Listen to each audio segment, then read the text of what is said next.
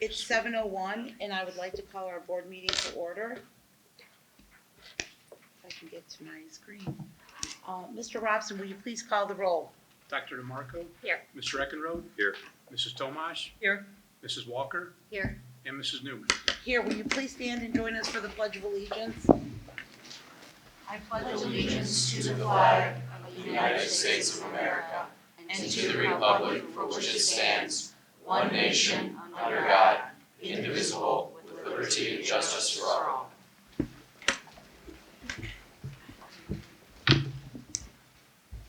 We're going to begin our evening recognizing some students that were so kind and gracious to join us tonight, and they're going to give us a short presentation. So I'll turn it over to Dr. Lloyd. Thank you, Mrs. Newman. I, like you, am also very excited tonight.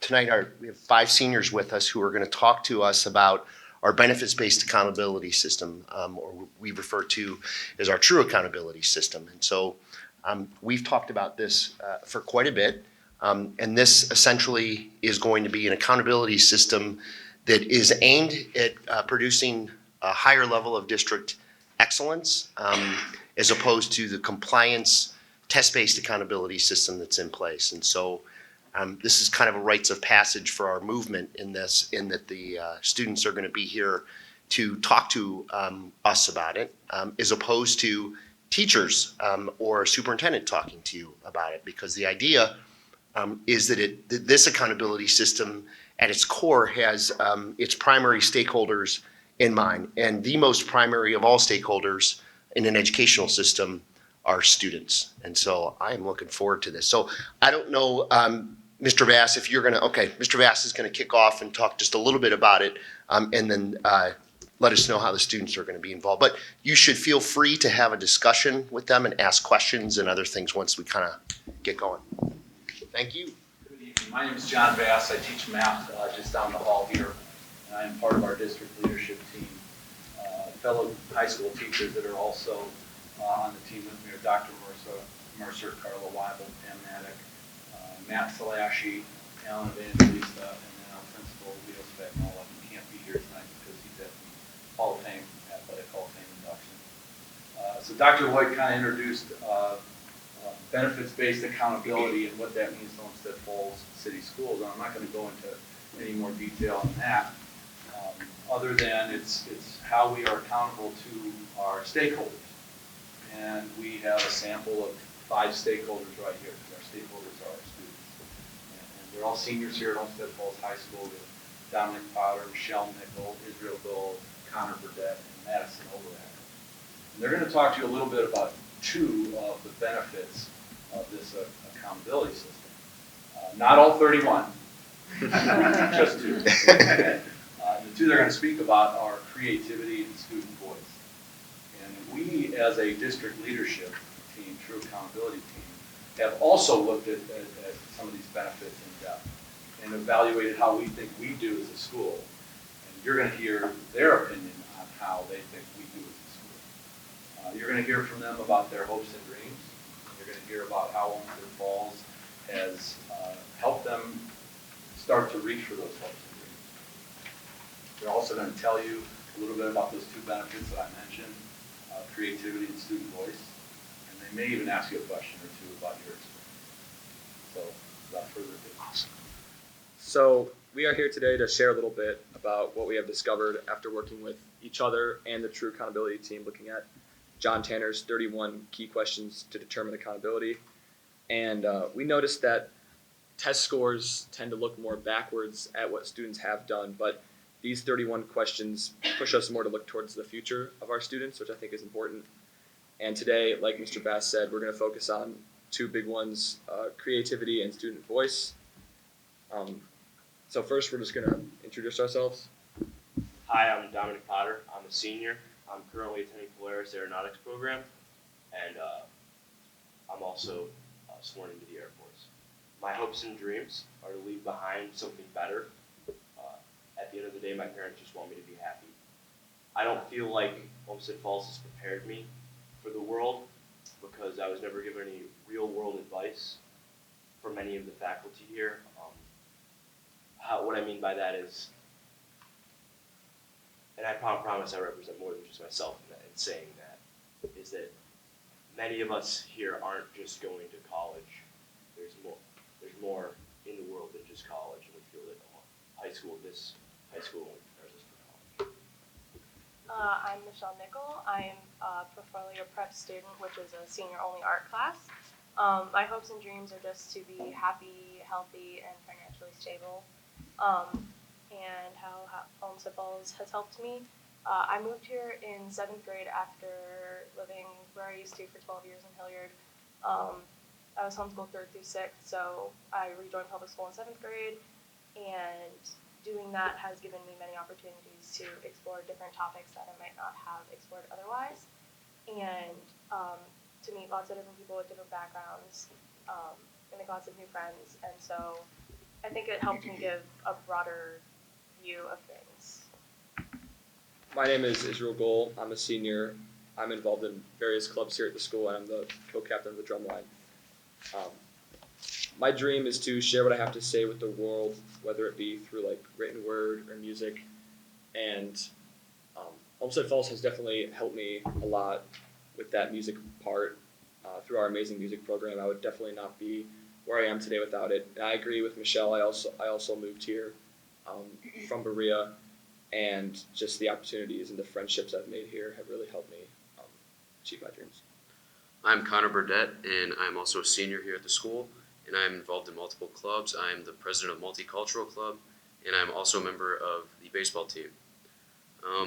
My goals in life are to be financially stable, and I would love to travel the world, and I'd also love to live a more natural life out west in the mountains. And I believe that Olmsted Falls has helped me achieve my goals of doing so. Olmsted Falls has presented me with many opportunities, and the teachers have always been fantastic and have helped me with anything I need.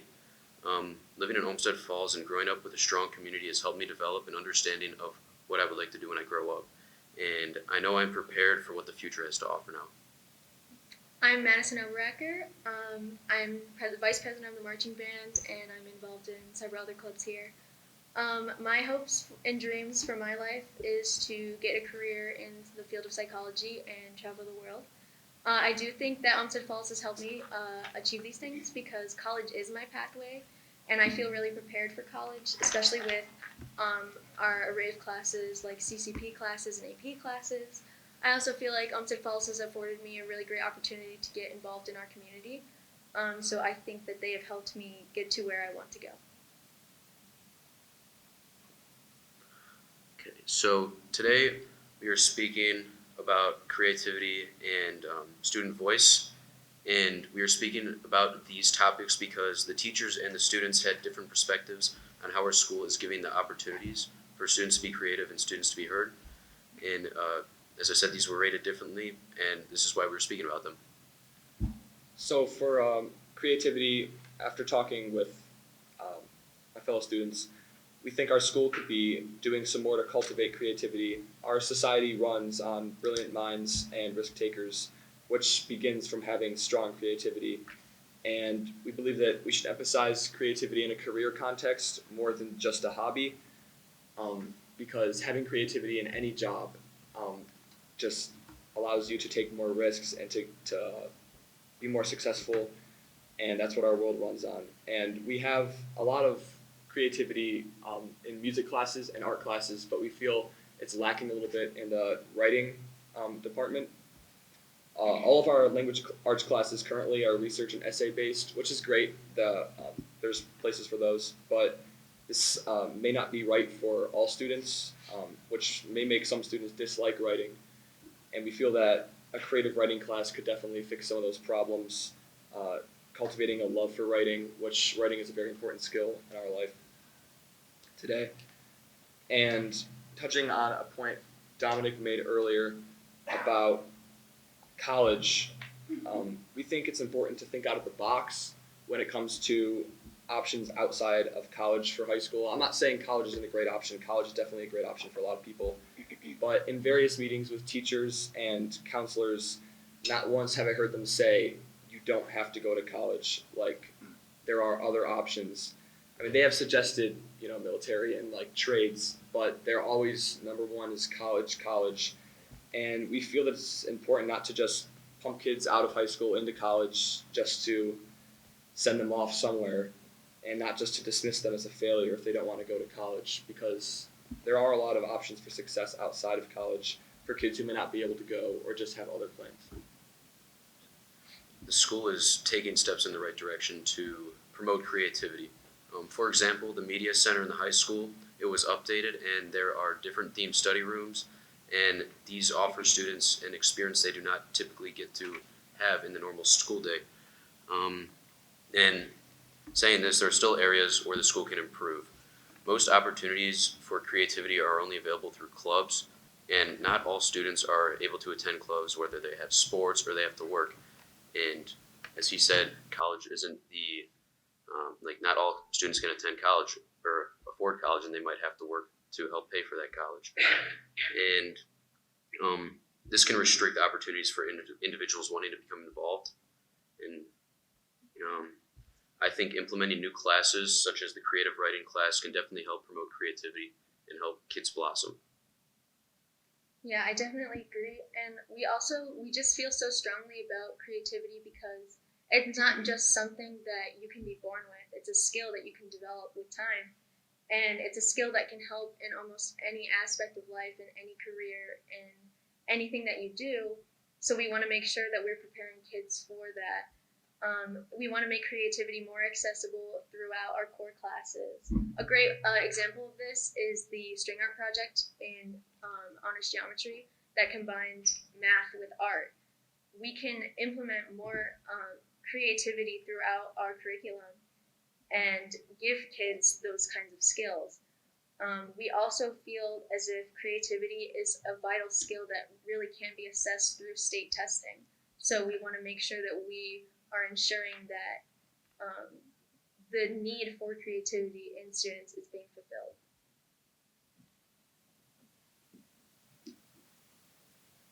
So moving back to voice, it's really important for students to feel like they're heard in just in school in general, especially here. It's important for us to feel like what we're saying matters, and a lot of the time what we're saying, it doesn't matter to you guys. It's silenced, especially in the classroom by teachers. At block one, it's just shot down what we say. A lot of us feel like we're not supported in our diverse career choices. There's 400 and some kids in my grade, and not all of us are going to college, but all the kids who are going to college get a lot more attention and time focused on them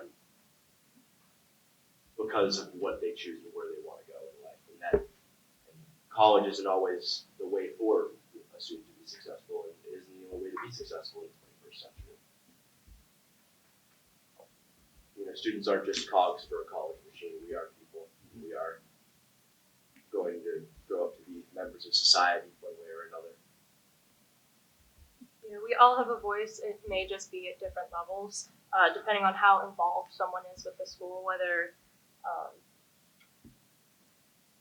like they're in after-school clubs or whatnot. Of course, I understand why some students tend to have more of a voice if they're involved more. Like if there are more after-school clubs, but not everyone is able to be involved. Like I work at American Eagle, so I don't really have time for after-school clubs. I can only work on certain days, and those are the day I have rides, and I can't come to the school other days.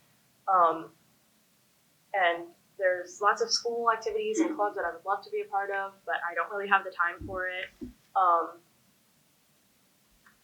And even though that I don't have the time for that, I do appreciate being nominated to be here today because it means we're taking a step in the right direction and really giving students an equally heard voice and equal representation. I just want to point out that all of us are in very different classes and we have very different personal lives. Absolutely. I think we Yeah. are true. Wide representation. Yeah. Very diverse group here. Which is why many of us we wanted to create, or we want to suggest the creation of, I think Israel and the creative group said that they wanted to create a creative writing class.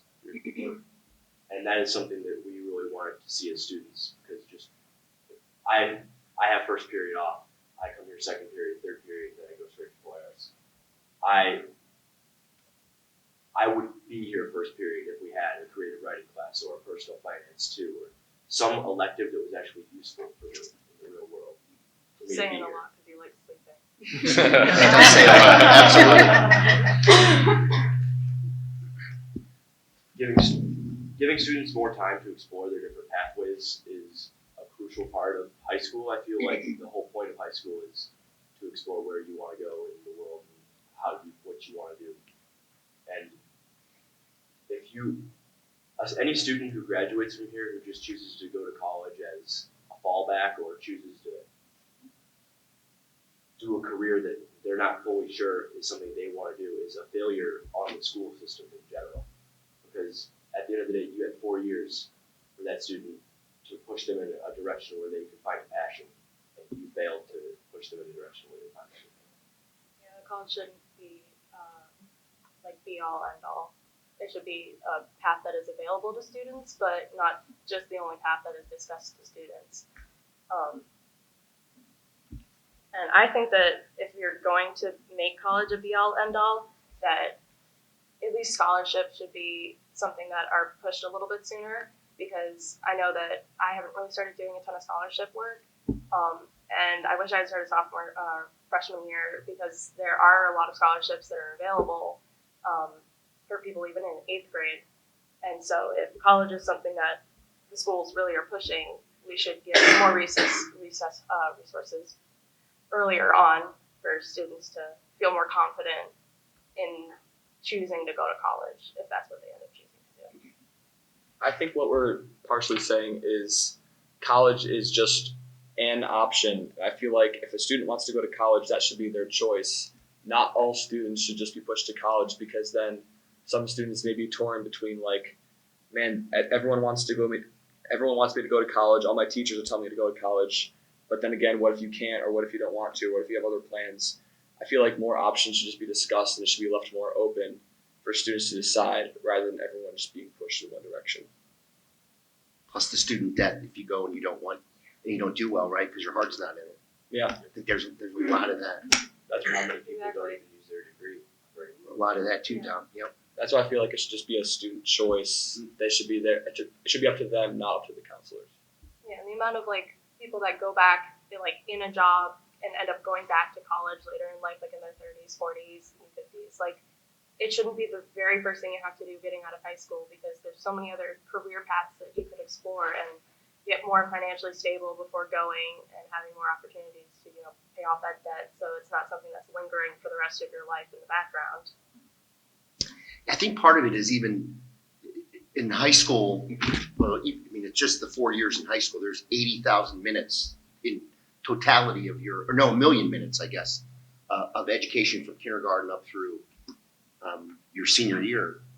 But maybe ruling things out that you don't want to do, right, is equally important, maybe sometimes more important than finding exactly what it is that you want to do.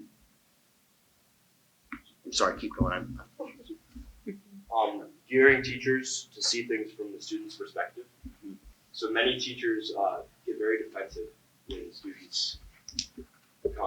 students say something that is against what is normal, or against what is supported. Can you give an example without naming a particular individual or something like it? Just trying to understand what that is. So if a student is speaking about a negative experience they had in school, or something that impacted them that they had, and they're talking about that openly in class with their peers, and a teacher puts them down, and then discounts that experience. down So in you front. didn't feel that way. right in front of their peers, or it embarrasses them almost.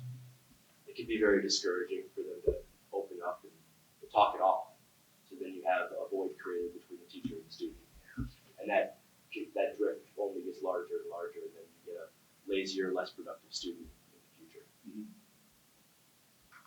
I don't think all teachers are like that.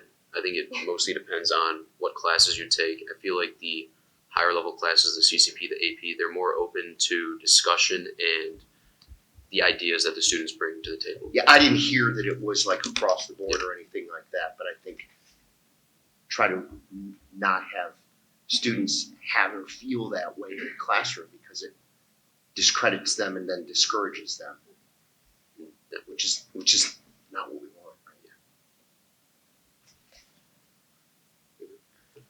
So what we learned from this experience working with the True Accountability team is that the district is consciously working to improve the environment for the students. And as students, we are thankful for this opportunity, and the problem, we're glad that the school is noting that there are problems and that there are actions being taken to improve where we are for a majority of our youth. And do you guys have any more questions? So I want to ask one. First of all, I mean, you guys were awesome. I mean, good on you for choosing kids that represent just an array of students at the high school because, you know, it's not a college prep high school. It's a high school for kids who are trying to figure out the world, really, is what it needs to be. So you guys were incredible.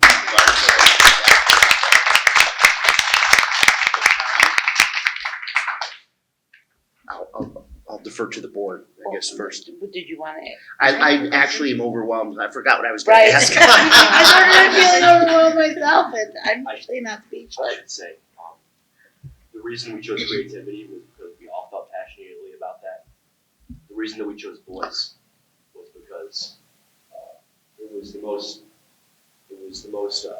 what we, as the students, It differed from the teachers. Their evaluation. Yeah, so tell me about that part. That's what I was going to ask. Oh, yeah. You chose those two things because you guys told me earlier today. The teachers thought it was this, and the students thought it was this, and on the other one, the students thought it was this, and the teachers thought it was this. Yeah, we had like there was a rating-based system we used of like 3 different letters, and it was like stay the course, which is like I think we're doing okay on this, we're doing good, we don't really need to change anything. And then there was stay the course, but we should look into this more. Consider a And then there change. was change. This needs to be changed.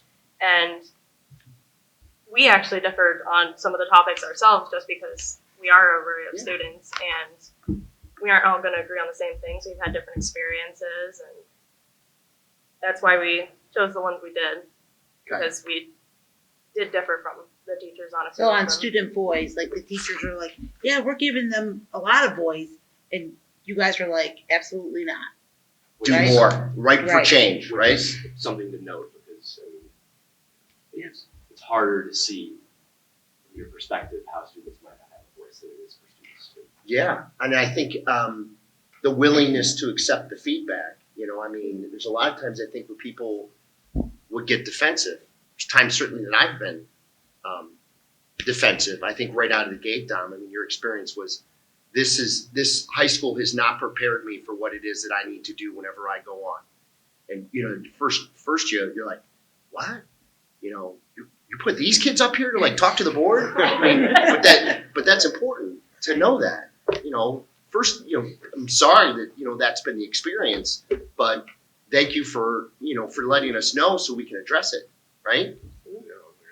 And I actually have a question on that because I was surprised at the thought that you felt that students who didn't want to go to college were not getting supported, because I know as a board, we are fully supportive of exploring Polaris and what Polaris offers for students and options other than college. So my question to you as students is, do you think we need to improve on providing more exploration of that prior to sophomore year, or is it something that's not happening once you're in Polaris? Or is it a combination of both? I think it's prior. So I don't think we had an introduction to Polaris because of COVID. Yeah, COVID. Yeah, we didn't have. Yeah, I know that's what I was thought about too. But even with what we were supposed to have, I think we should explore more into Polaris, or more even into options that are outside of Polaris. at least a Yeah. student trip a quarter Right. would help for the sophomores. Or we thought of the idea of, if you're interested in a specific program, shadowing someone. I know that I think happened in the past. So you're thinking this like as an 8th grade student, Right. like a middle school type thing? 5 minutes isn't long enough for I didn't to even really see grasp It's like every speed single- dating from when you go there in 8th grade, Yeah. right? When I went, I shadowed 2 programs. I shadowed construction and aeronautics, and I was already enrolled in construction. I was allowed to go to construction. I was accepted, and I switched over to aeronautics after getting to really sit in there and see. And that was where I chose what I wanted to do for the rest of my life. So I mean, and I did that in 5 minutes. Some students it might take 20. Some students it might take a whole day shadowing a program. You need to be able to offer that. And even For with sure. that, Polaris doesn't cover every career field No. Yeah, I or was every gonna say. aspect. So So if it, yeah. I think we need to provide like more. One thing I really like that we do is we have like Mrs. Calderon, she sends out an email every so often with different opportunities. It includes scholarships, but it also includes careers around the community. I think we should implement more of that, like getting the word out for things that aren't just college. I was going to ask you, so part of our strategic plan when we got on this idea of inspiring and empowering was finding resources, people who could help make that happen. And Mrs. Caldrone was the first college and career readiness counselor that we had, and we wanted to make certain that it wasn't taking all the college application stuff off of the counselor's desk, that there really needs to be career involvement in that. We have that life skills course in the middle school too, so we need your feedback to know how to make that work better for you, because we're paying for that for you to be able to have that exploration experience. So it helps some, but we need to get better. Yeah. Is that kind of? I have another follow-up question on this same topic. And one of the things that I jotted down was, and I was paraphrasing what I was hearing from you, Dominic, and that was that there was a theme of feeling too much pressure to go to college. And so I guess it's one thing for us to make sure we're providing all of those opportunities for exploration of pathways. But if students are still feeling a message that although these other pathways are there, what you really should be doing is going to college, then we've got to fix both of those things. That can't happen, right? And so, is it both of those things? The messaging as well as the time to explore the pathways? Or is it just having the availability of time and opportunities to explore pathways? I feel like, at least for me, like my freshman and sophomore year, there was almost like a negative stereotype around anything other than college. And I guess there still is, but especially like Polaris, like I might have considered going to Polaris, but I feel like there was just a negative stereotype that like you shouldn't go to Polaris, you should go to college instead. Did you feel that from the adults? Is that what you're talking about? Yes. You felt that from the adults? And others. And other students, And yeah. students, And other, yeah. Just other students too? Like, The message in general. what do you want to go there? Like, you can go to college, or there's a separate thing. Like, Yeah. I know kids who are freshmen, sophomore, who are planning on going to college already, and they don't even know anything that they want to do at all. And that shouldn't be encouraged. Yeah, it's a waste of money. It's a waste of money and it's a waste of their time. Yeah.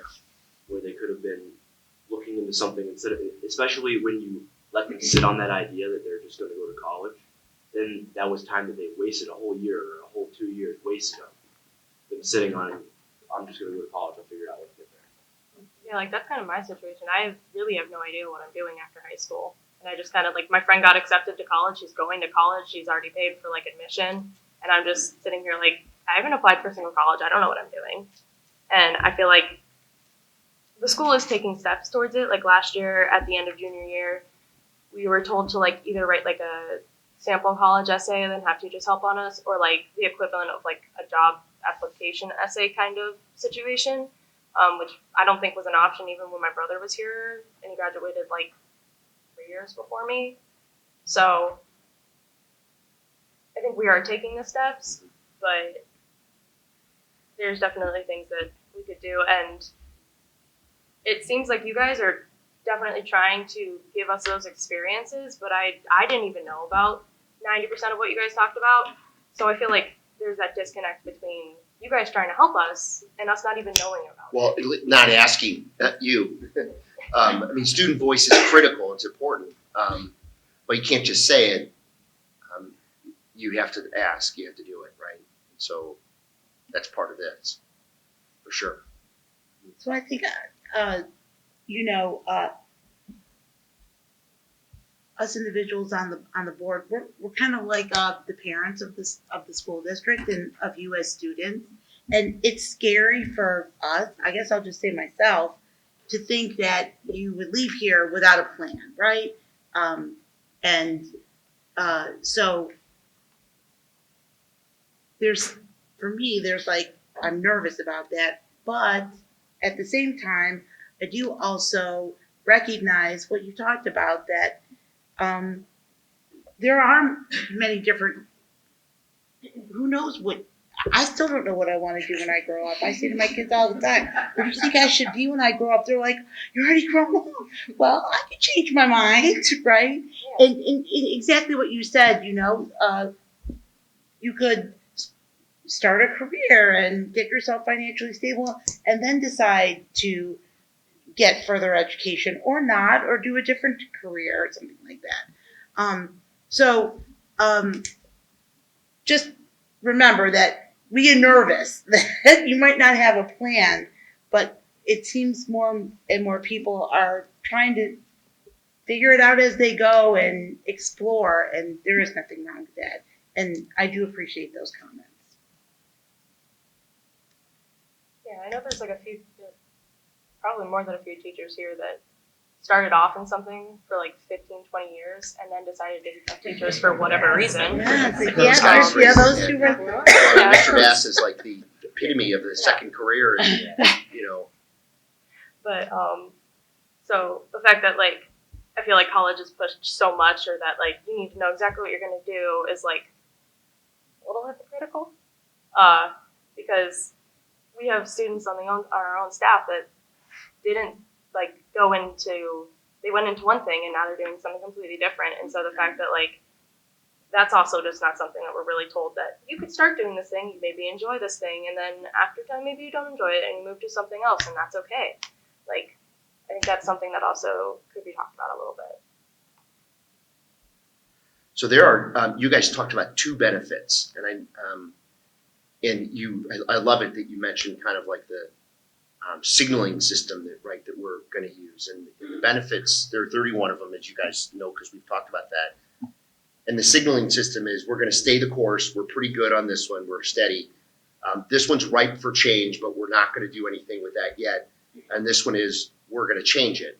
And you compare that kind of system that you guys are talking about and those 31 benefits with what is currently in place, that state report card system that from the outside, as long as you get 5 stars or 4 stars, people think it's a really good school district, and then you get rated in the plain dealer that you're great. And you don't have conversations like this, I think, with students on those different things. It's a loaded question, but I mean, which system do you think is better from your seat? Right? Yeah, I mean, and I think, and so for us, it takes a lot longer to build that. It's a lot more difficult, but the kind of feedback that you're providing to us is going to help us build that system and make it better for your younger brothers and sisters as they're kind of coming up the way, or your friends too. So I certainly thank you for that. Yeah, thank you for this opportunity to speak. Thank you guys so much. I feel like I've been smiling this whole time, not because It took like a million. not that you guys gave us a good message. You didn't, right? But I'm so proud that you did come and speak with us, and you had something to say, and you felt very confident to say it, and we really appreciate that very much. I know I do. And we don't want to put out a negative message. We just want to put out a hopeful one, that even though there are like areas that need to be addressed, we know that like the school district is fully prepared to address these issues and consult students and make things better for everyone. It was authentic and it was honest, and that's what you Right. need more than anything. A Is that- hopeful but a realistic Yeah, look on it. Can I share one thing about our experience? yeah. And now I'd like you Yes, guys to share it Just too. one thing, is when we first started, for the first 15 to 20 minutes, a lot of the responses and feedback we got from them were extremely positive. We said, time out. We want you to be honest. And if we'll leave the room, we're going to give you guys a chance to be honest. And we're going to come back in, and this is a safe place. We're in the nest here, so go ahead and be open and honest with us. And that's when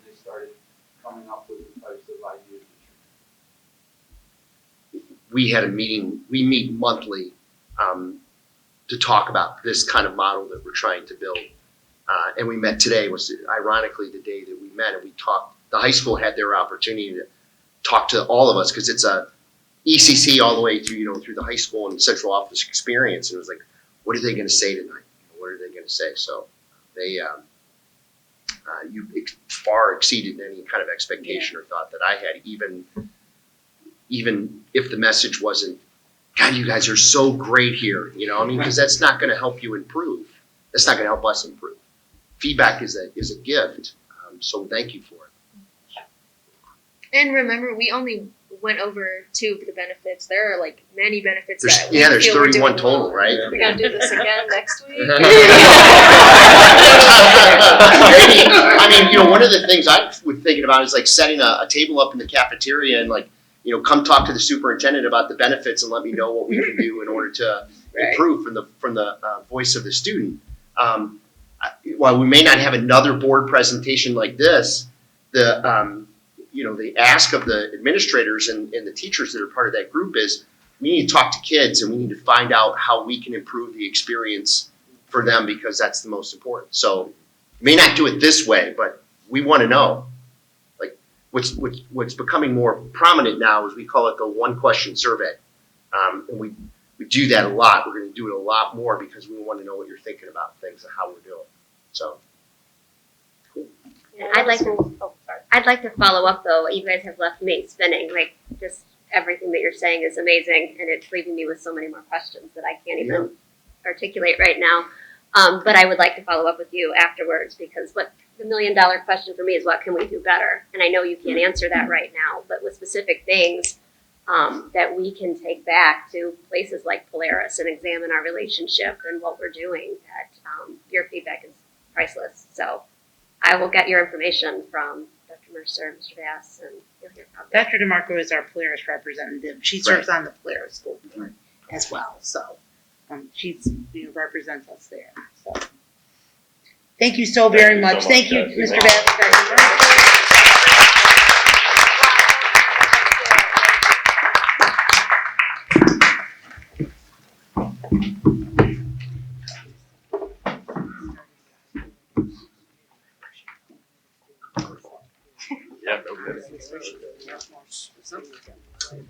Keep rocking that color, Madison. Yeah, it's kind She's of like Garrison. the fact that you're going to stand up, be honest, have the confidence to do it. I'm like, did you? I don't know. Maybe it was. I don't know. Alrighty, we can move on. Dr. Lloyd will be right back. We're gonna move now to our administrative reports. PTA Council, Mrs. Prugar. This was also on the floor, and I just realized I couldn't hear. I know you hate coming up to the front, but just thank you. Oh yeah, good idea. Thanks, Joe. I hate when you guys make me follow these kids because they're so amazing and I feel so inadequate when I come up there. We love you, Jen. All right. So our OEC, PTA, our early childhood, they are doing a Halloween festival, trunk or treat, tomorrow night. So they do a trick or treat out of their trunks outside. They have their Reflections Art Night. Reflections is an art contest from Ohio PTA. And they are getting the kids together to make their art projects on November 3rd. And then they get sent out to get voted on. They're hosting a fundraiser at Razzles on November 18th from 7 to 9 p.m. This is open to the community as well as their membership. With a paid ticket, it's all-inclusive food and beverage, and they will also have raffle baskets as well. They currently have 72 members as part of their unit. Our Falls Lenox ECC PTA has 773 members. Volunteers are still working to support the ECC and Falls with lunch, just helping in the lunchroom and helping kids open things and giving them silverware and napkins and things like that. Their fall fundraiser just wrapped up, so they'll be giving out all their fun prizes and getting ready to get that money ready for all their field trips and things. Breakfast buddies were held at ECC last week and Falls Lenox this week. and that's where the kids can bring in a significant male in their life, grandpa or uncle or dad. The All Pro Dads group supported this event with volunteers, and they also co-sponsored by helping pay for the donuts. Membership classroom incentives are running for the month of October. The classes with the most PTA members will earn extra recess and also get to silly string the principals, which is always the best thing ever. And I have to say that Miss Williams always dresses in a hazmat suit, which is hilarious. Their service committee is coordinating collections for gently used and new clothing for the clinics at both UCC and Falls Lennox. So when kids have accidents or spill something or whatever, they have some stuff to give them before they go home. Opus has 304 members, and that is 100% of their last year's total membership, so they're already ahead of schedule. They're doing a Bulldog sock fundraiser that's running through the end of this month. They're $10 a pair. There are 4 different designs. They also hosted a Penny Wars to help offset the cost of a program they did between Opus and middle school, Rachel's Challenge, and they raised over $1,000 with their Penny Wars.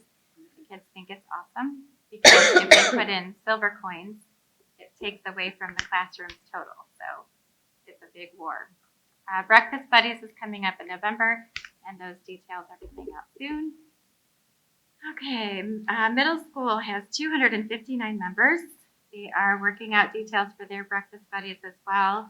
Their dodgeball tournament is going to be in January with details to come. They're hosting a fall fundraiser with Dean's running in November with pickups in early December for poinsettias and wreaths for outside. And then their next meeting is November 9th. High school PTA has 337 members, and they are securing all the dates for their upcoming fundraisers. Their dodgeball tournament will also be the end of January. The talent show is going to be back this year. It's been gone for a couple of years because of COVID, and last year it was just kind of up in the air, and then with all the dates getting moved around, they just couldn't do it last year. So April 1st is the plan for the talent show. That will be held at the high school, and that's the community is all invited to that. And it's an amazing show. If you've never been to it, you definitely should come because the kids are awesome. They're also doing senior T-shirts. That's a fundraiser, and the money benefits the senior scholarship. And their next meeting is next Monday, October 24th. And then our PTA council, we just finished up a fundraiser. We have these little metal bulldogs that people can pay money to put in yards, and they get moved all over the district, and you just kind of make a donation to get the bulldogs put in your yard. We raised over $1,000 from that fundraiser, and that goes towards senior scholarships. And Mr. Kurz from the middle school facilitates a district-wide Jeans Day, and each time they do it, the money goes to a specific charity. So PTA is their charity this month. So when they do that, the money goes towards senior scholarships too. So, and that typically raises over $1,000.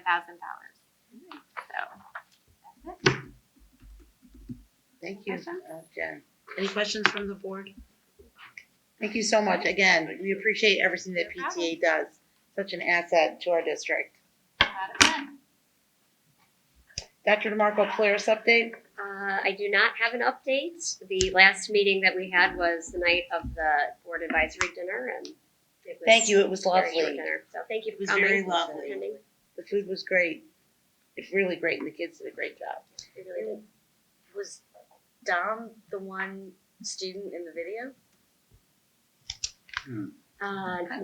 No. Our student was the student that graduated last year. Oh, it was last Who year, graduated with like an associate's and like a certificate from the biomed here, and like she was a superstar. She I was just a remember. superstar. Well, no, I was just remembering that there was a gentleman in the video that was gone in the service. That was the only thing that confused me.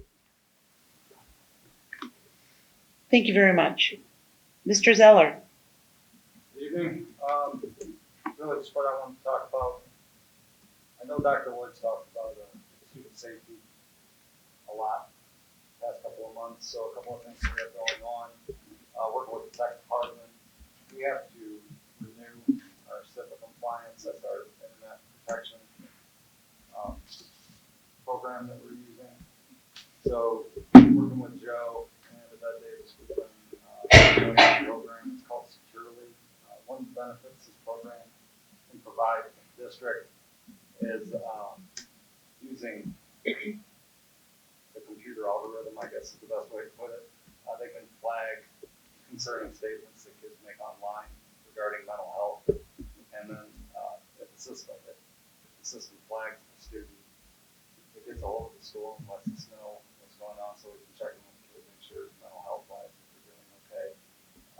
We've been talking about that program. We're excited to hopefully get that purchased and get that going. And then working with Pete Bertoliak, he's put in for another safety grant. Hopefully we'll get that. That will help with purchases around the district. Another program that we're looking at. We love the community involvement. We talked about it at the PTA Council, but we're reviewing different programs that would require community members or anyone who's entering our schools to swipe their driver's license or state ID and it would run it through a registry. While we love the community and people being in our buildings, we want to make sure that we have the right people in our buildings. So, and obviously, city safety is important to that. So, those are things that we're working on and working through right now. Any questions from the board for Mr. Zeller? Thank you so much.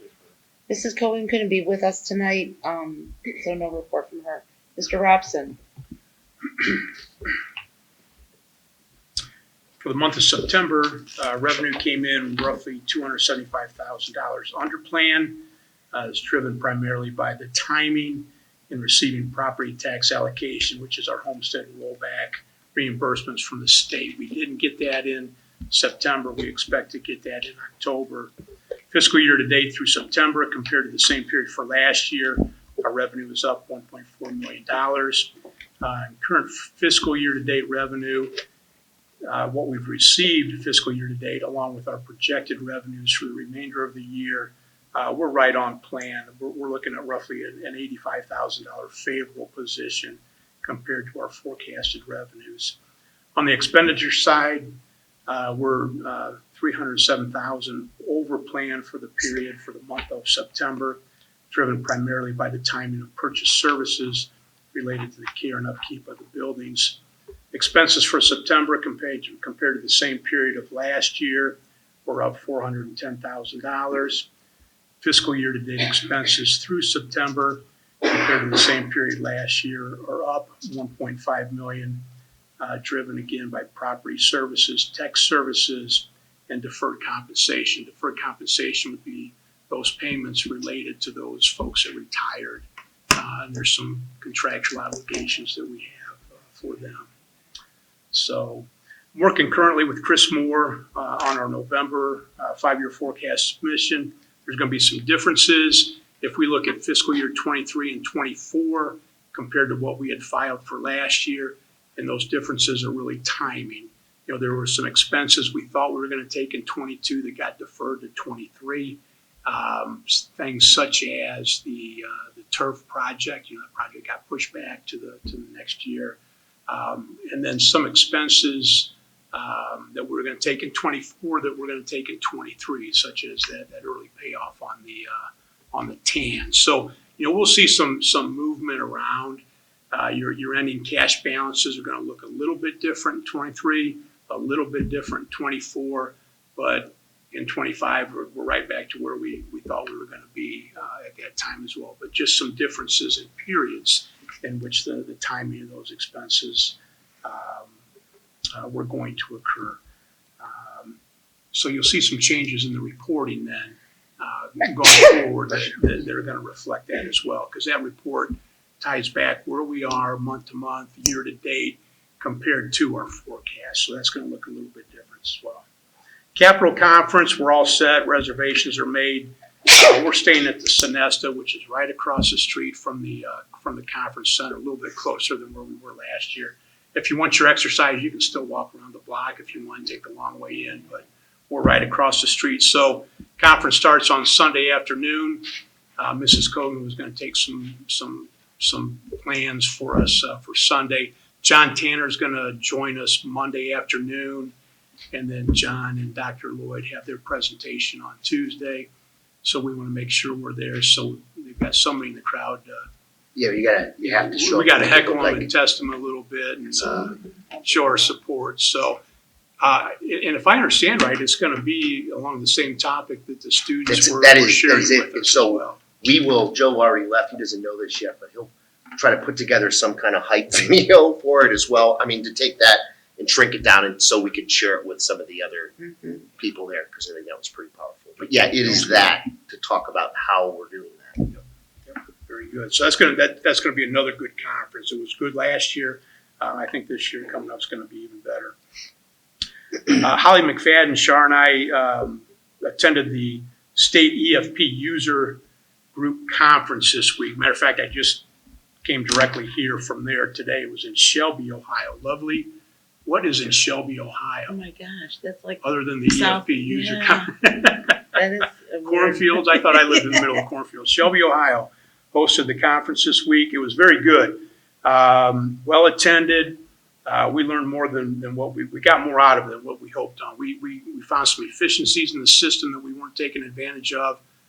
We're hoping we could free Shar up on her payroll processing even more than what we've been using. That's what we like to gain out of these user groups. Talk with people that are also users. How are they doing things? Cry on each other's shoulders a little bit about some of the struggles that we face. Brian and Tim had introduced a product to us through Power Schools, which is Time Clock Plus. They were there, presented their wares kind of informally on Tuesday, and it's good. And we connected with a couple districts, Hilliard City Schools being the primary one for us, that had recently implemented that, shared their stories with us.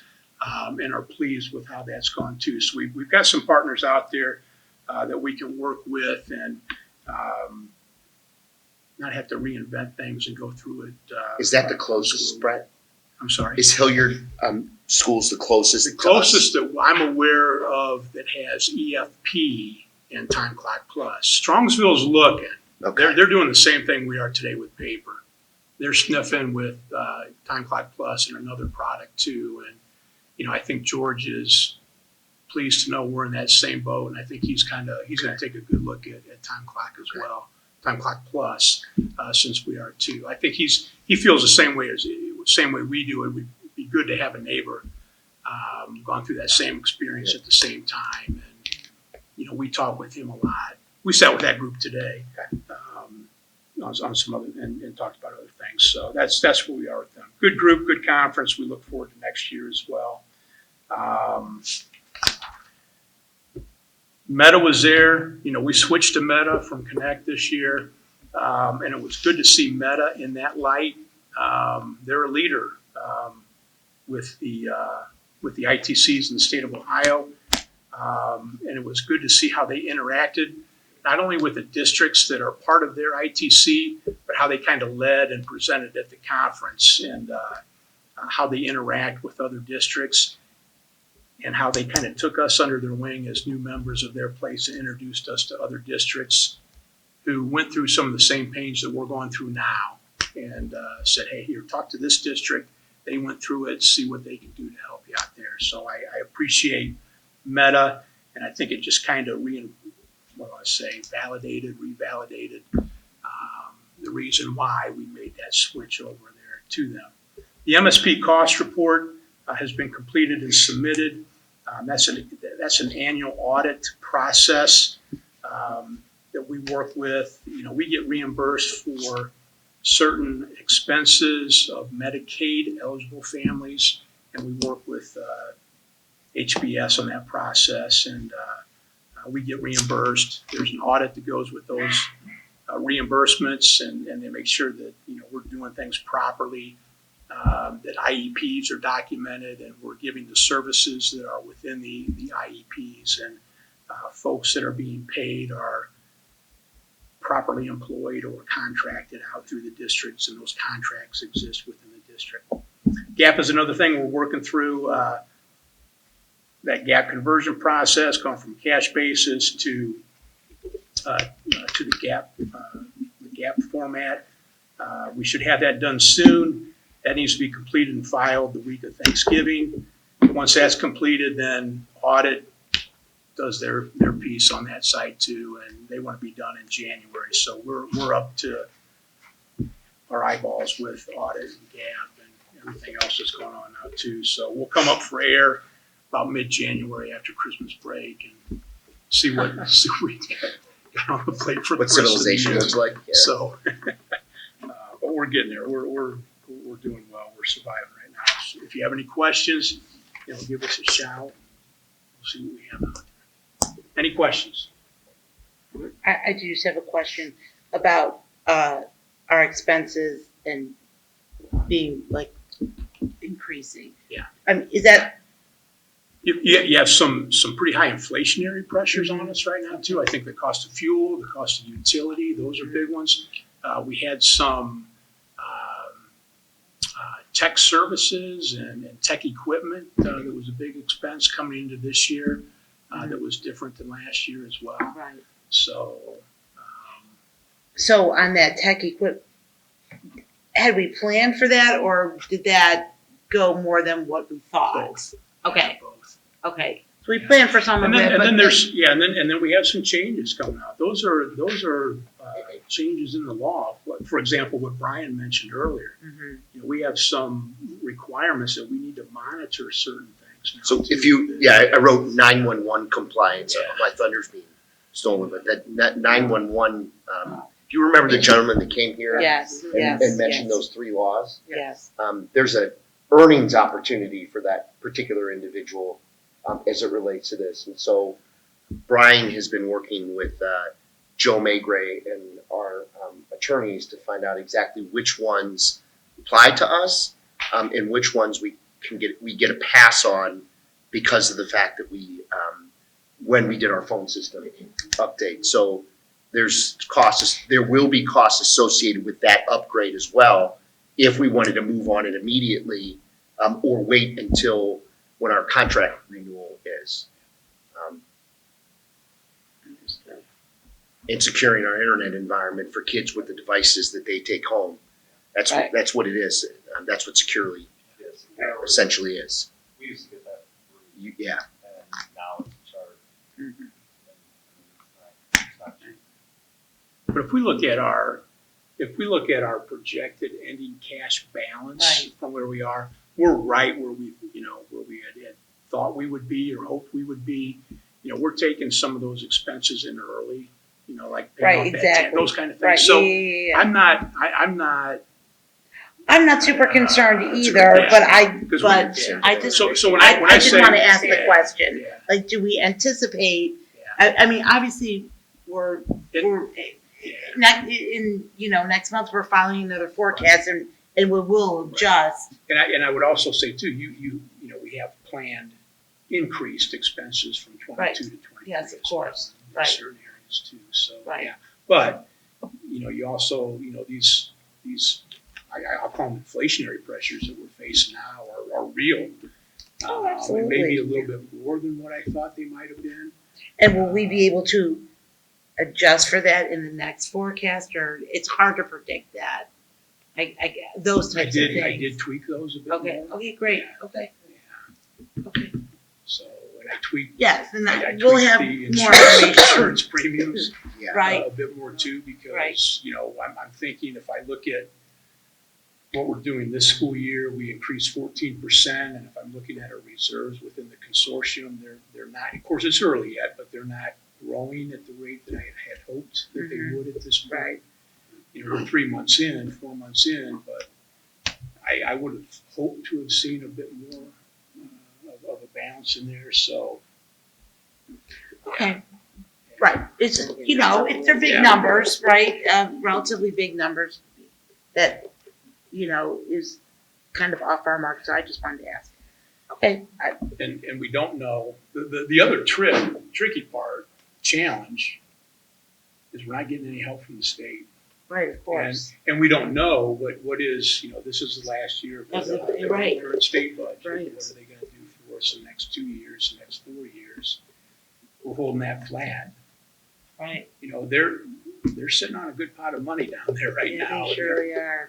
That rainy day fund is probably the largest it's ever been. But they're looking at schools saying, you've got a lot of cash sitting on hand from the federal government right now. We're not gonna release ours yet, Mhm. so. Okay, great, thank you. Are there any other questions from the board?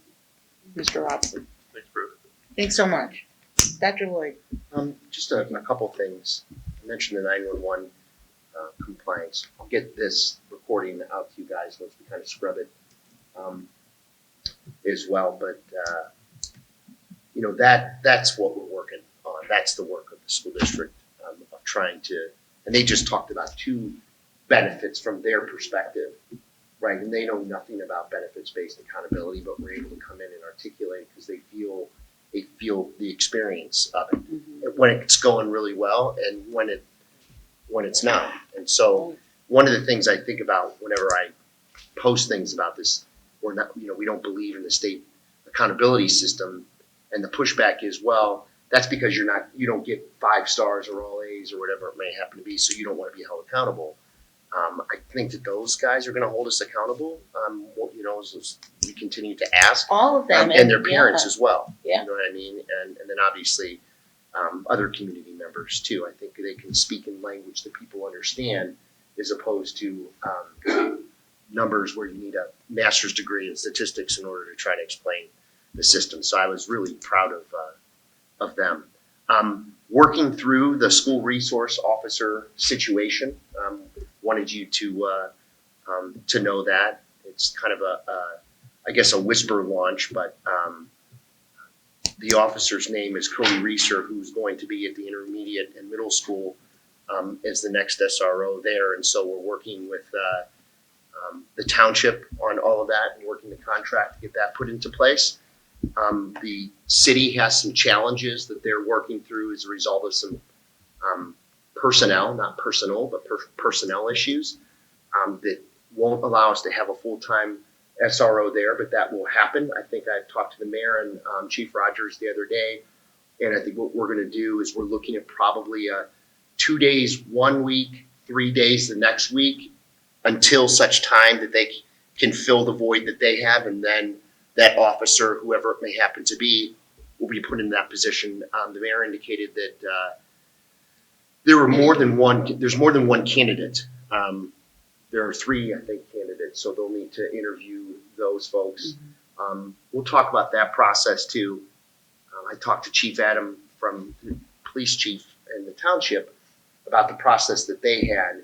There were 3 individuals who applied for the SRO position there at the intermediate school middle school one. And it's great to have Officer English, because he's the one, they had a panel and he's the one that led the committee, and he grilled them because he knows what it means to be a school resource officer. And it's not just a cop with a gun in school that you need, but really more of a liaison program to learn to work with, with kids and faculty and others. And so we'll have, an announcement and a newspaper article and all those other different things. We're moving down that road. So we should feel good about that. And I wanted to say that publicly.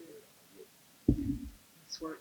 Yeah. That's gonna be exciting. for Yeah, sure. it will Yeah, be. thank you for your work on that. I think Yeah. when we first started talking about this a few months ago, we weren't necessarily optimistic that we would get the partnership done. Yeah, and I mean, thank you honestly, for that.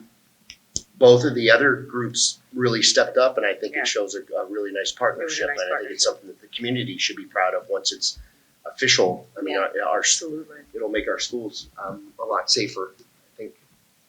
So that feels good. I think that's all that I have, unless you guys have any questions.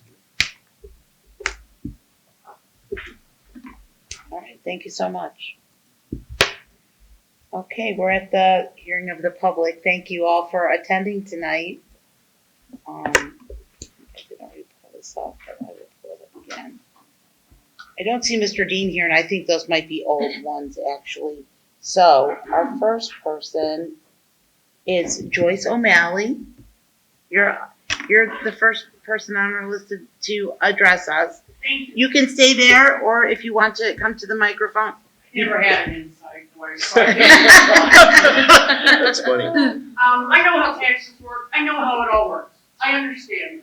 But I also understand, what does it say when a $500,000 house gets a 10-year tax abatement and the lady in the single wine can't eat next month?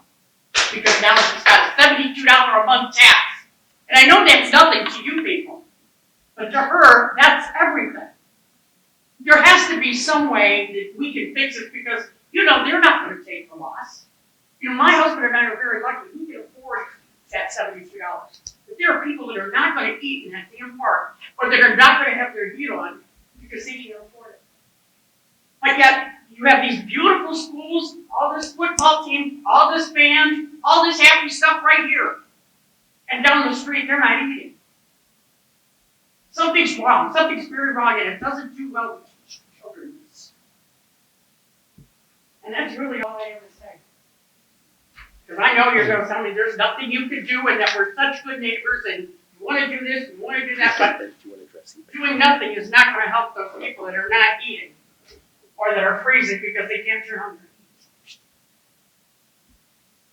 heat. And we certainly feel bad that they're in a position like that, for sure. They're on fixed income. They're 80, 70 years old. They can't go to drug mart and get a job.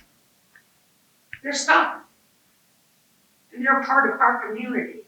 And they have been part of our community for 30 years. I have been part of this community. I voted for your tax levies.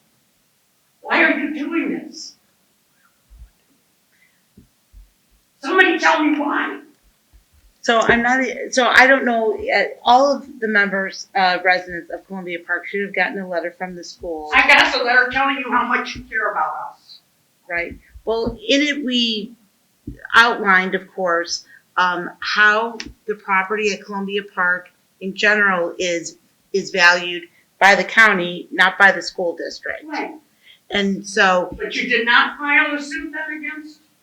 So what the school district does is, on a yearly basis, we review sales of property in our community that the school district is part of.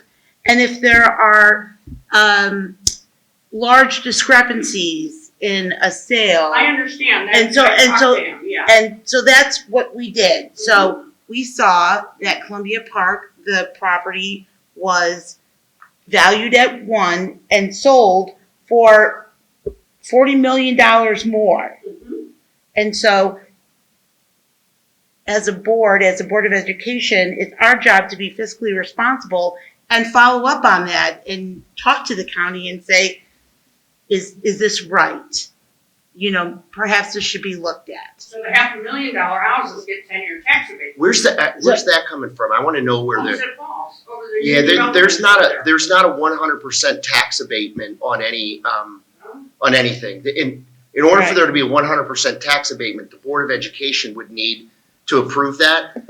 The city is able to go, and they talked to the treasurer and I think the board president about 4 years ago, whenever they were trying to do a reinvestment act, and it was a 50% abatement on any new construction, and that would be a new home or an addition onto a particular house. There wasn't a 100%. They might be telling us the wrong thing. It's not 100% abatement. There is an So it's only abatement. 50%? It's 50%. And at 50%, by law, they do not need to get permission from the school district to do that. They can They can impose just it. do it. But it's still, $500,000 gets a 50% tax. And these Why people is are that? not eating. You're right. Come on.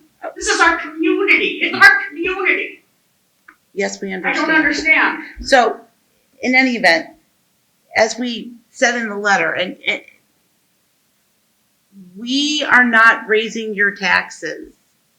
The school district is not raising your taxes. Windward, Oh, I understand how it works. I understand how it works. I completely understand. right. So I just don't think that there is something that could be done. So, what, people will say is, oh, you should negotiate with Windward to have the valuation of their property less, right? And then they wouldn't be passing on the tax bill to you. Because now the mobile home fees, the taxes increased on that, so now they have to pay Cuyahoga County for their mobile home fees because it's a vehicle. So that tax increased also. So, I mean, I understand there's nothing you can do, I just can't believe we treat our community like this. Well, I do think it's unfortunate that, yes, that Windward perhaps is passing along a tax bill to you as residents. They certainly could not pass that tax bill on and pay it themselves. They're the owners. You know, I just. Pass it to the next person then, because there's really nothing you can do.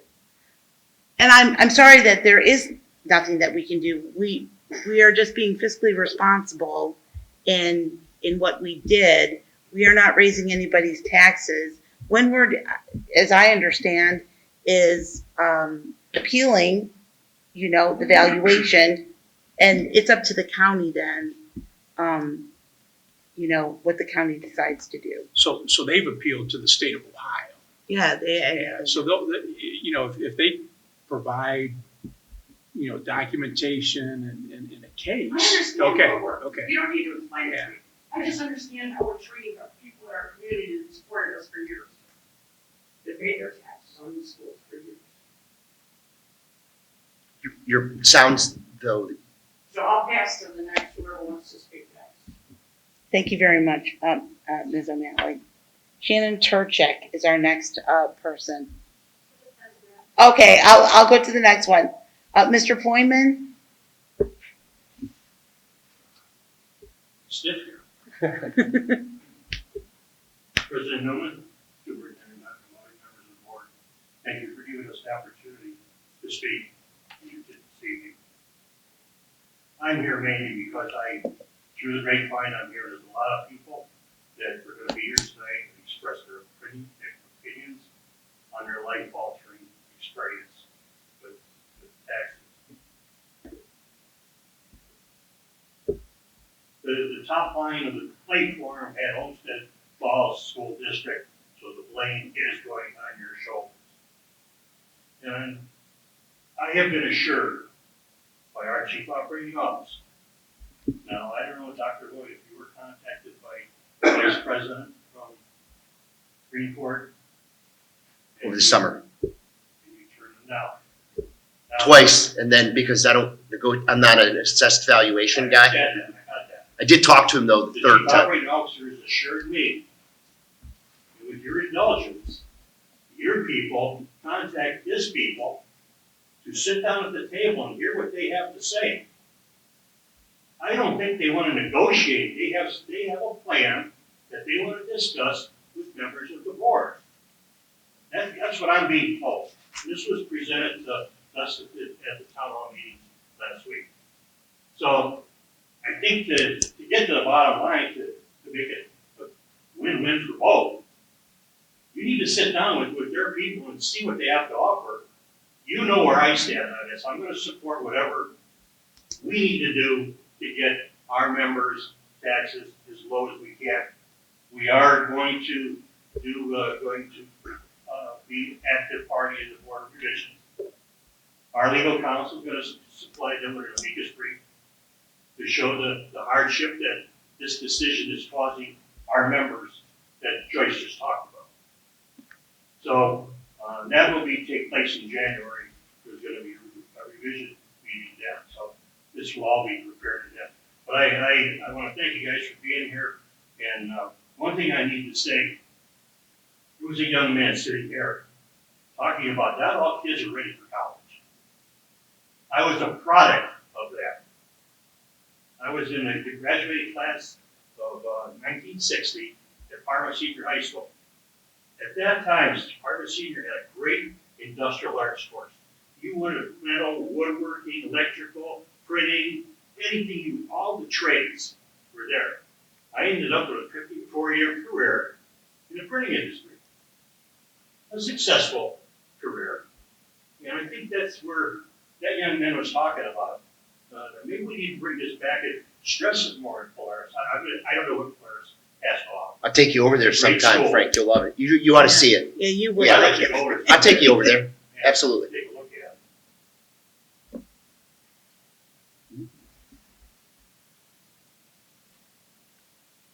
Yeah, I think I just about exceeded my talk, and you guys know how I feel. I want to thank you for the letter, but I'm in the middle of a heat situation. But we're gonna do whatever we can to do what's best for the residents of Columbia Park, and the tenants, and the members, and the school board as well. I'm on the Key Communicators Club. It's one of the best decisions I've made in my life, and I enjoy coming to those. So, I don't know if you want me here anymore. Absolutely. No. Don't say that. Listen, Don't think for no, a second yeah, that would be yeah, the case, no. regardless of how it turns out. Right. Okay? So, You know that. take into consideration what I just told you tonight. Okay, thank you. Thank you very much, Mr. Boyman. Mr. Gil Grant? Good evening, folks. I just want to say, first of all, my confidence that whoever polishes the floor in the school, I've rarely seen floors like We take pride in our work. They're great. My wife and I live in Columbia Park like some of the other folks here, and I just want to let you know that it's a hell of a burden, the tax increase. I listened carefully to the meeting here, and I hear words like the state is sitting on a huge pile of money, and schools have a lot of money left over from the federal government gave them. Excuse me, during the COVID. I hear things like upgrading our phone systems and our internet service, and we've got this high-tech thing and that high-tech thing. And I just want you to know at my house and at a lot of my neighbors' homes, things are exactly the opposite of that. My wife and I are cutting back. We recently turned off our landline phone, and we feel kind of naked without it, but we're trying to save $40 a month.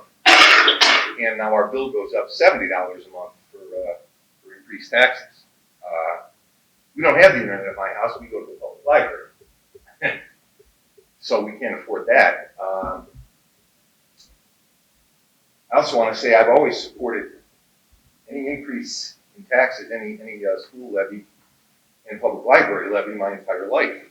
I think schools are important, and I've always voted for an increase in the levy. But if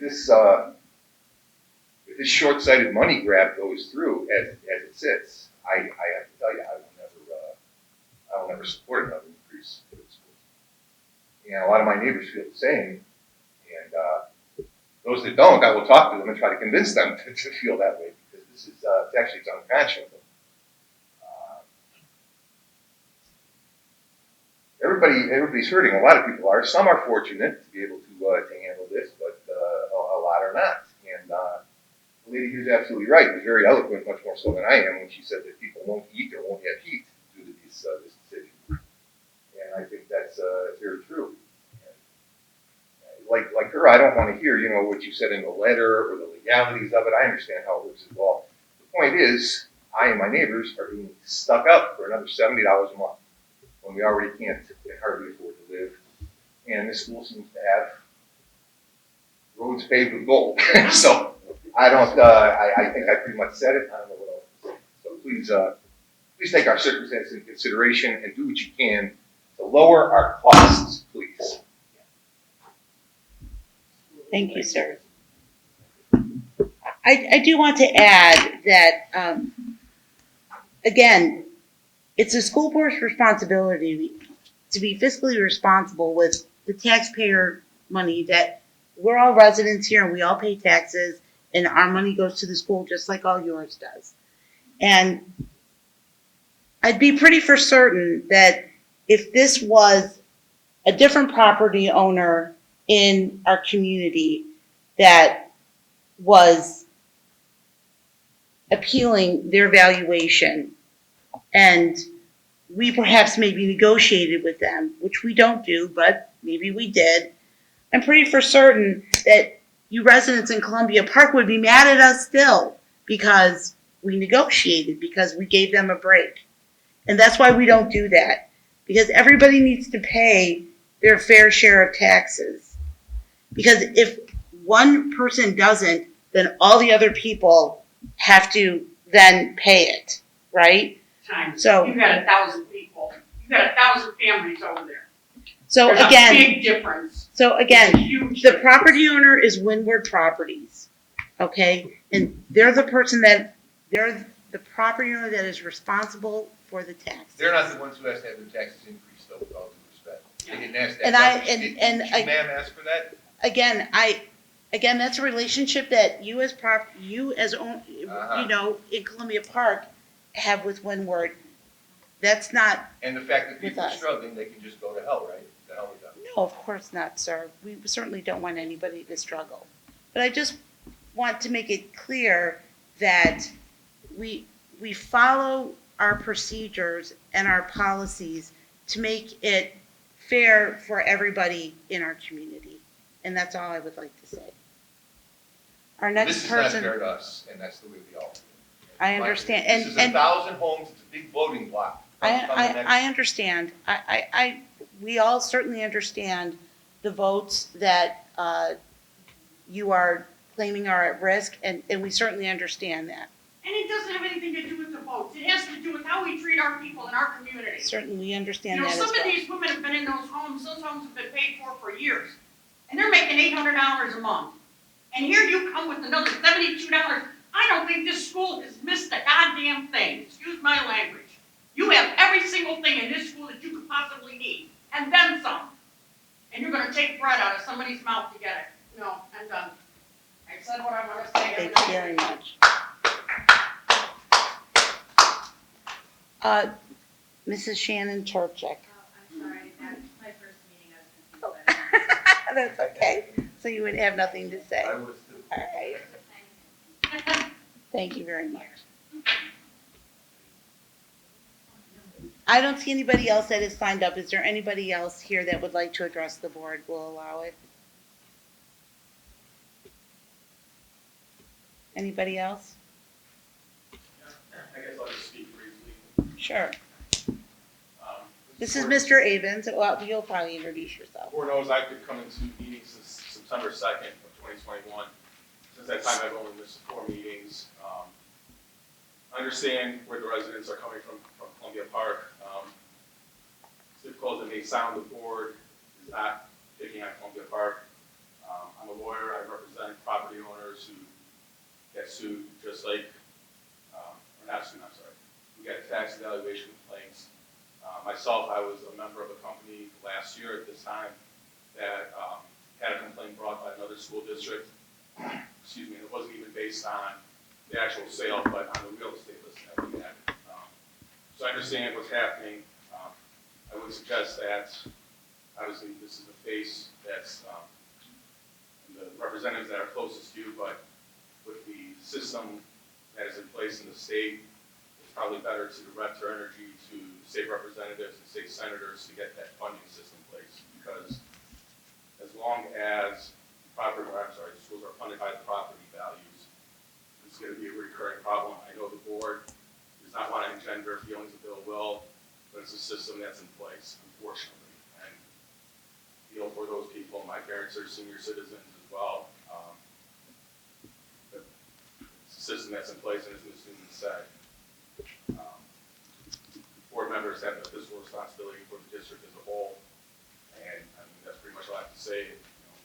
You would have told me 16 months ago or 14 months ago that I would have been here, defending the board. My wife and I would have said you're crazy, but here we are. And, just want to try to make it so that we all know what's going on here. Well, to your point, though, how the Supreme Court uses rules and funding because it's illegal. If the Supreme Court can't get it done, I don't think you calling my representatives would make a big difference. It's all, I mean, it's the system that we have. And that's, I mean, mobilization, 1,000 voters, got blocked, Tom Patton, Matt Dolan, Bridie Sweeney, make the voices heard. And that's, Yeah, she'd be a good one to call. Right. The legislature has to fix it. Well, you have Thanks, two, Bill. you have a majority member, and Dolan is going to term out, who is the director of the Finance Committee for the Senate. And then you have Bride, who is the minority person on that committee. Mhm. And you're right, I mean, it's not fair the way in which the system is is funded. It's unconstitutional 4 times over, and that needs fixed. It shouldn't be passed off to senior citizens in order to do that. There should be more protections in order for that. And it shouldn't be a big business that owns 20 properties nationally it's probably worth billions. I looked up their net worth and it's not listed because they're a limited liability company, so they protect what their net worth is. I don't know if they can pay the $70 across the board, but that's something that they certainly could take part of it on. So I think that's part of the problem, but the main problem is the way in which schools are funded and that tax being pushed on to senior citizens who are on a fixed income and how that feels. That it's easier for a person to absorb that who makes $100,000 a year compared to somebody who's on a fixed income that makes $30,000 a year. I certainly understand that, and I know that the board understands that as well. And See, saying what you said about Windward absorbing the increase, that's like telling General Motors when your suppliers raise the price, don't pass it on to your customers, just eat it. it's kind of like that, but I think, and I'm not naive to think that they would eat the entire thing. But I do know that as far as inflation goes and things, and the profit that businesses are getting is a heck of a lot more. I mean, there's a breaking point where the profit that they make is more than really what they should make. And I can't advise this business on what they should do, but certainly passing on all $70 of that increase to a group of people seems to me like they're trying to push people out of the park, is what it would seem to me. We think possibly petitioning for that increase with the county in the first place by you folks might have been the wrong thing to do as well. Especially seeing how it seems like the school has everything it needs. I can assure you that it does not. So many residents do not at the park. Yeah, I don't want to put the senior citizens' needs ahead of the kids' needs because that's not fair. Consider the senior citizens' Yeah, needs, and believe me, I certainly do. The system is set up to not do that. And the system was not created by me or the 5 elected officials around. Well, let's not follow the system, folks. Let's do it here as friends and neighbors, okay? Let's get something done for the folks in Columbia Park who cannot afford this unconscionable increase. I'll have one more comment. Mr. Poyman. Yeah, President, let me straighten something out here so the board understands. In the letters that I've given you, and whether all the board read the letters, but the number that Joyce was throwing out, the $72, was incorrect. The number is $70, okay? This year and next year, we are not getting a rent increase. Windward is absorbing part of this increase. In 23, we're not getting a rent increase.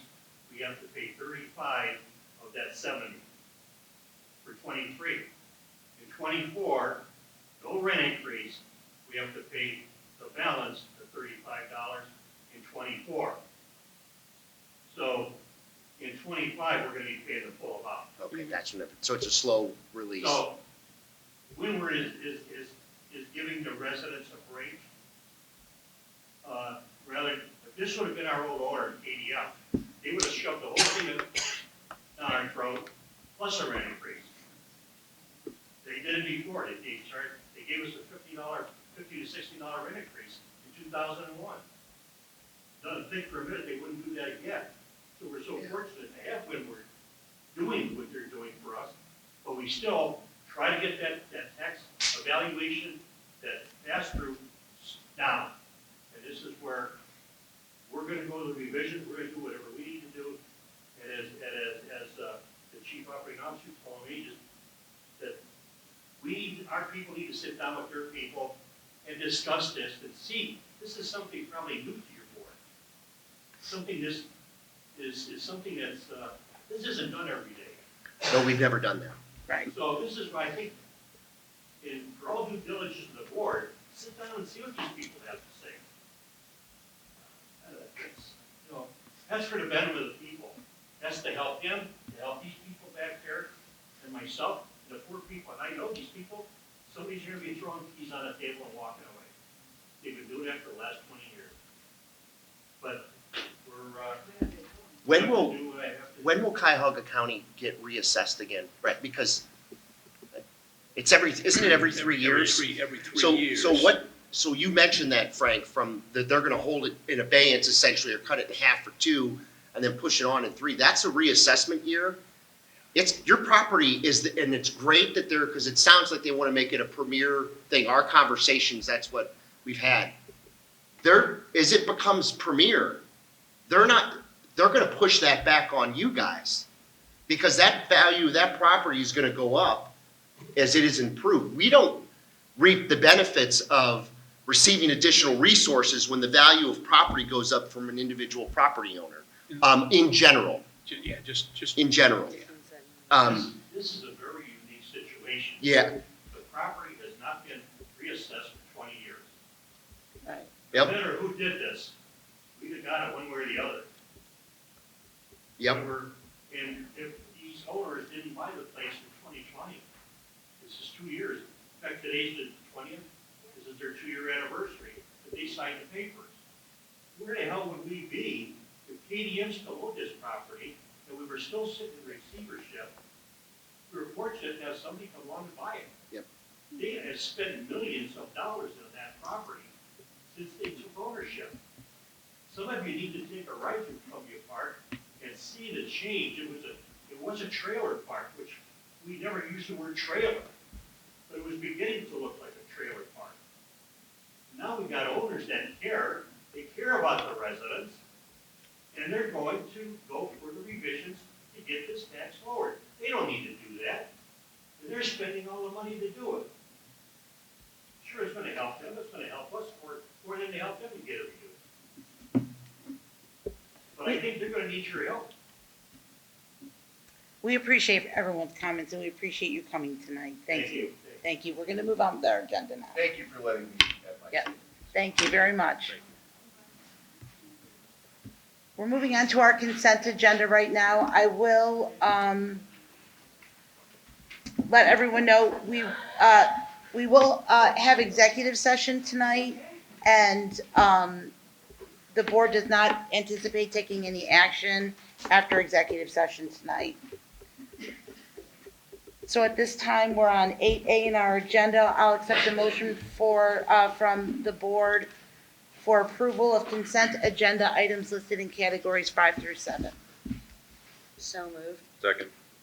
Is there any discussion from the board on consent agenda items listed in categories 5 through 7?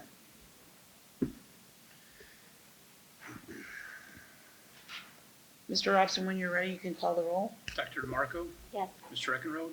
Yes. Mrs. Tomash? Yes. Mrs. Walker? Yes. And Mrs. Newman? Yes, motion carries.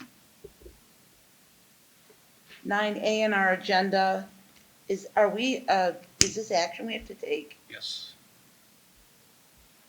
Oh, this is for the bus lease. I'm sorry. I read that, I read that agenda item more than once, and every time I look at the heading, I'm like, what is this? And then I click on it, I'm like, oh yeah, it's a bus lease. Okay, I'll accept a motion from the board for 9A. So moved. Second. Is there any discussion from the board on 9A? Mr. Robson, please call the roll. Dr. DeMarco? Yes. Mr. Eckenrode? Yes. Mrs. Tomash? Yes. Mrs. Walker? Yes. And Mrs. Newman? Yes, motion carries. 9B, those are our proposed meeting dates for the board for next year, next calendar year. So if I could just ask the board to, not tonight, but start to review those. And if you see anything glaring, like I know I'm taking a vacation this or whatever, you need to start speaking up so we can create our calendar for next year. So if you could all look at that, and we should have that finalized by our December work session. So you have a month. Our next scheduled meeting. So we have a work session scheduled for November 3rd. and our regular meeting is November 17th. In meeting with Dr. Lloyd and Mr. Robson at our agenda review this past week, we're not sure if we have items to conduct a work session about unless there is something that we need to. So perhaps we might not have a work session. I don't know, unless there's, if there's something that the board would like to discuss, let me know. And if anything comes up that we need to discuss, we will, more to come, but we could potentially not have a work session on November 3rd. Is there any other general board discussion at this time from any of the board? I do not have anything. Alrighty, then I'll take a motion to enter into executive session at 8:37.